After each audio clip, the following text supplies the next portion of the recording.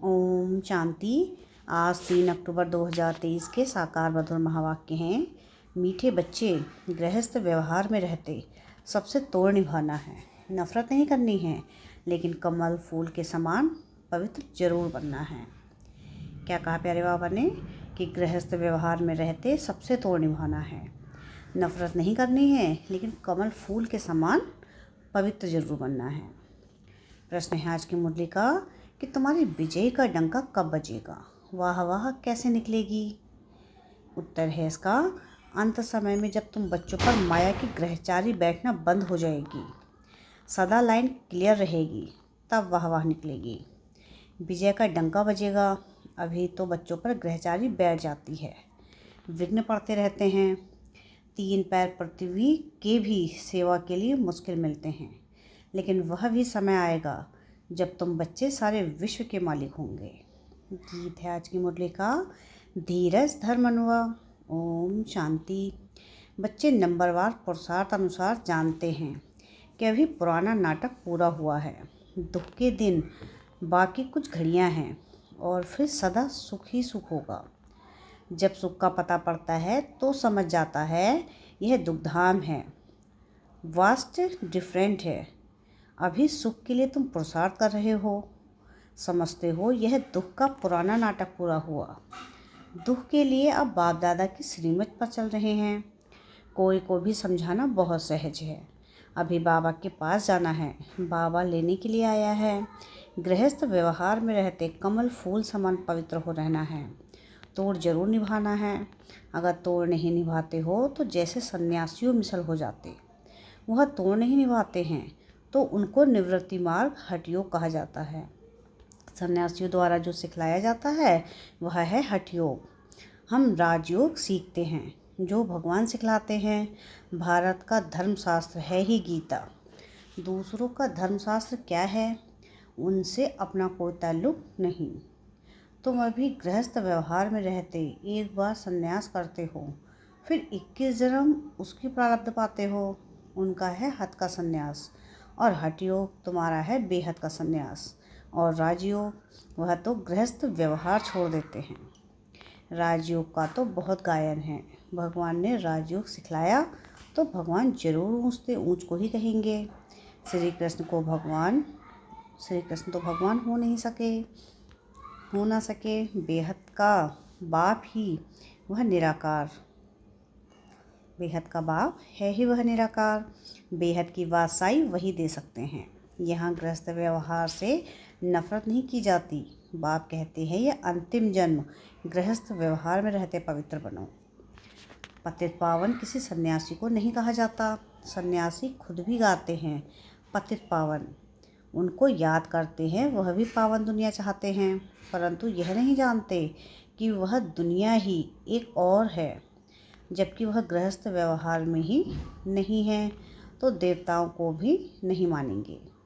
वह कभी राजयोग सिखला ना सके, न बाप कभी हठ योग सिखला सकते, न सन्यासी कभी राजयोग सिखला सकते। यह समझने की बात है।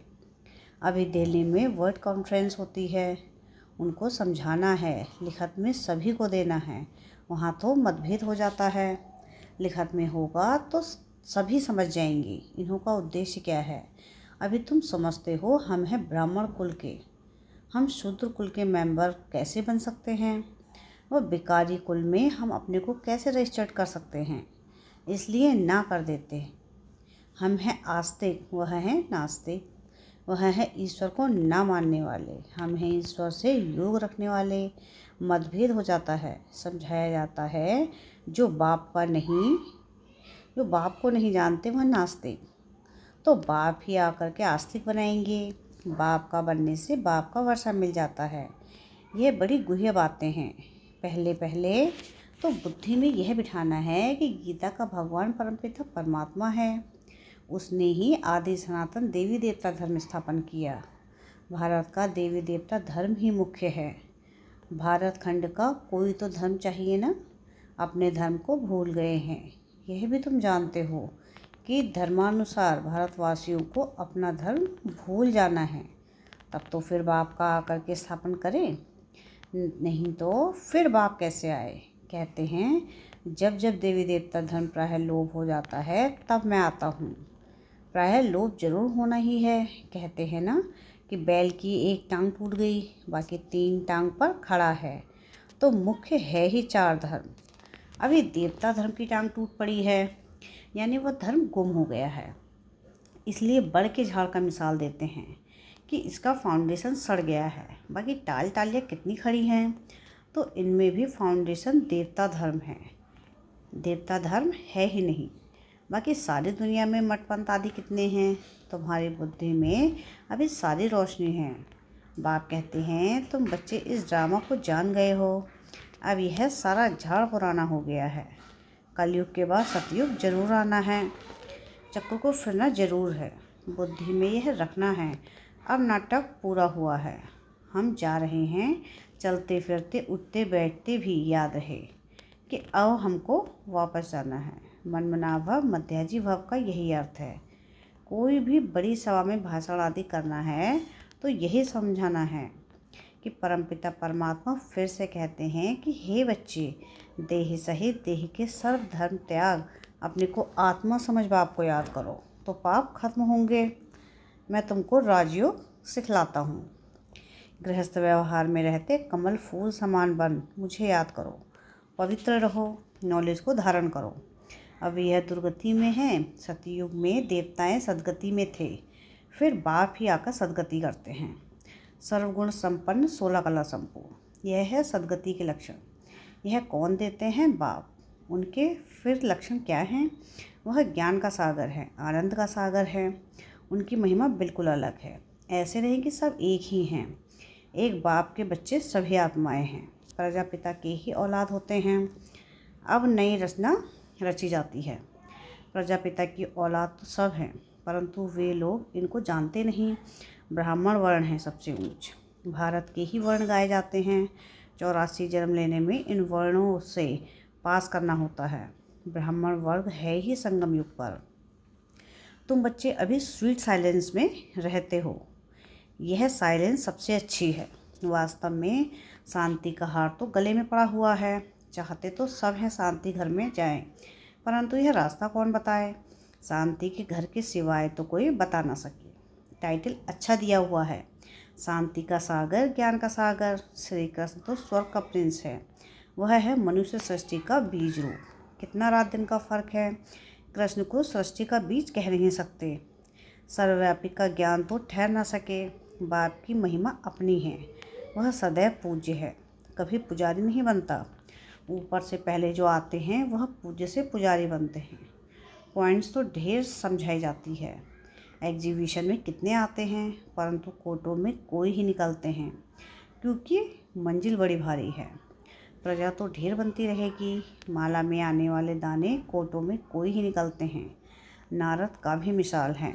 उनको कहा कि तुम अपनी शक्ल देखो कि लक्ष्मी को वरने लायक हो।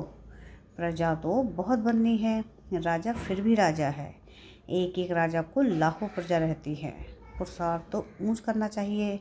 राजाओं में भी कोई बड़ा राजा कोई छोटा राजा है। भारत में कितने राजाएं थे? सतयुग में भी बहुत महाराजाएं होते हैं। यह सतयुग से लेकर चला आया है। महाराजाओं को बहुत प्रॉपर्टी है, राजाओं को कम है। महाराजाओं को ज़्यादा और राजाओं को कम है। यह है ही श्री लक्ष्मी नारायण बनने की नॉलेज। उसके लिए ही पुरस्कार चलता है। पूछते हैं कि लक्ष्मी नारायण का पद पाएंगे वह राम सीता का? तो कहते हैं हम तो लक्ष्मी नारायण का ही पद पाएंगे, माँ बाप से पूरा वर्षा लेंगे। यह तो वंडरफुल बात है ना। और कोई जगह या बातें नहीं, ना कोई शास्त्रों में है। अब तुम्हारी बुद्धि का ताला खुल गया है। बाप समझाते हैं कि चलते फिरते ऐसे समझो कि हम एक्टर्स हैं। अब हमको वापस जाना है। यह याद रहे, इनको ही मनमना भव मध्याजी भव कहा जाता है। बाप घड़ी घड़ी याद दिलाते हैं कि मैं तुमको वापस ले जाने आया हूँ। यह है रूहानी यात्रा। यह यात्रा बाप के सिवाय कोई करा ना सके। भारत की महिमा भी बहुत करनी है।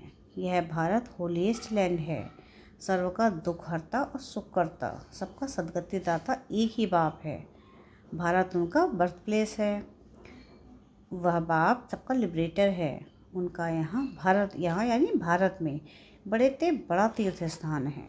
भारतवासी बस शिव के मंदिर में जाते हैं, परंतु उनको पता नहीं है। गांधी को जानते हैं, समझते हैं कि वह बहुत अच्छा था, इसलिए जाकर उन पर फूल आदि चढ़ाते हैं, लाखों खर्च करते हैं। अब इस समय है ही उन्हों का राज्य, जो चाहे सो कर सकते हैं। यह तो बाप बैठ गुप्त धर्म की स्थापना करते हैं। यह राज्य ही अलग है। भारत में पहले पहले देवताओं का राज्य था। दिखाते हैं असुरों और देवताओं की लड़ाई लगी, परंतु ऐसी बातें हों तो है नहीं। यह तो युद्ध के मैदान में माया पर जीत पाई जाती है। माया पर जीत तो जरूर सर्वशक्तिमान ही पहनाएंगे। बाबा ही रावण राज्य से छुड़ाकर राम राज्य की स्थापना कर रहे हैं। बाकी वहाँ लड़ाई आदि की कोई बात नहीं। अभी देखेंगे तो सृष्टि में सर्वशक्तिमान इस समय क्रिश्चियन लोग हैं। वह चाहें तो सब पर जीत पा सकते हैं, परंतु वह विश्व के मालिक बने यह कायदा नहीं। इस राज को तुम ही जानते हो। इस समय सर्वशक्तिमान राजधानी क्रिश्चियन की है, नहीं तो उन्हों की संख्या कम होनी चाहिए, क्योंकि लास्ट में आए हैं। परंतु 3 धर्मों में यह धर्म सबसे तीखा है, सबको हाथ कर बैठे हैं। यह भी ड्रामा बना हुआ है, इनके द्वारा ही फिर हमको राजधानी मिलनी है। कहानी भी है कि 2 बिल्ले लड़े, मक्खन बीच में तीसरे को मिल जाता है, तो वह आपस में लड़ते हैं, मक्खन बीच में भारतवासियों को ही मिलना है। कहानी तो पाई पैसे की है, अर्थ कितना बड़ा है। मनुष्य कितने बेसमझ है, एक्टर होते हुए भी ड्रामा को नहीं जानते। बेसमझ हो पड़े हैं, समझते भी गरीब हैं। साहूकार लोग कुछ भी नहीं समझते। गरीब निवास पतित पावन बाप गाया हुआ है। अब प्रैक्टिकल में पार्ट बजा रहे हैं। बड़ी बड़ी सभाओं में तुमको समझाना है। विवेक कहता है कि धीरे धीरे वाह निकलेगी, लास्ट मोमेंट में डंका बजना है। अभी तो बच्चों पर ग्रहचारी बैठती है, लाइन क्लियर नहीं, विघ्न पड़ते रहते हैं। यह भी ड्रामा अनुसार पढ़ते रहेंगे। जितना प्रसाद करेंगे उतना ऊंच पद पाएंगे। पांडवों को 3 पैर पृथ्वी के नहीं मिलते थे। अभी यह गायन है, परंतु यह किसको पता नहीं है कि वही फिर प्रैक्टिकल में विश्व के मालिक बने। तुम बच्चे अब जानते हो कि इसमें अफसोस नहीं किया जाता। कल पहले भी ऐसा हुआ था। ड्रामा के पट्टे पर खड़ा रहना चाहिए, हिलना नहीं चाहिए। अब नाटक पूरा हुआ होता है, चलते हैं सुखधाम। पढ़ाई ऐसी पढ़नी है जो ऊंच पद पा लेवे। अच्छा, मीठे मीठे सिकलधे बच्चों प्रति माता पिता बाप दादा का याद प्यार और गुड मॉर्निंग। रूहानी बाप की रूहानी बच्चों को नमस्ते। हम रूहानी बच्चों की रूहानी बाप दादा को याद प्यार गुड मॉर्निंग और नमस्ते। शुक्रिया प्यारे बाबा, शुक्रिया। धारणा के लिए मुख्य सार है। सार की पहली पॉइंट है कि चलते फिरते अपने को एक्टर समझना है। ड्रामे के पट्टे पर अचल रहना है। बुद्धि में रहे कि अभी हम वापस घर जाते हैं, यह हम यात्रा पर हैं। सेकंड पॉइंट है कि सद्गति के सर्व लक्षण स्वयं में धारण करने हैं। सर्वगुण संपन्न और 16 कला संपूर्ण बनना है। वरदान है आज की मुरली का कि संगम युग पर श्रेष्ठ मत द्वारा श्रेष्ठ गति को प्राप्त करने वाले प्रत्यक्ष फल के अनुभवी भव। संगम युग पर श्रेष्ठ मत के आधार पर जो श्रेष्ठ कर्म हो उसका प्रत्यक्ष फल अर्थात सफलता अभी ही प्राप्त होती है। इसलिए कहते हैं जैसी मत वैसी गत। वो समझते हैं कि मरने के बाद गति मिलेगी, लेकिन आप बच्चों को इस अंतिम मरजीवा जन्म में हर कर्म की सफलता का फल अर्थात गति प्राप्त होने का वरदान मिला हुआ है। आप भविष्य की इंतजार में नहीं रहते, अभी अभी करते और अभी अभी अप्राप्ति का अधिकार मिल जाता। इसको ही कहते हैं रचयिता का रचना से प्यार। स्लोगन है आज की मुरली का कि दृढ़ संकल्प से हर कदम में बाप को फॉलो करने वाले ही संपन्न बनते हैं। क्या है स्लोगन आज का कि दृढ़ संकल्प से हर कदम में बाप को फॉलो करने वाले ही संपन्न बनते हैं। अच्छा, ओम शांति।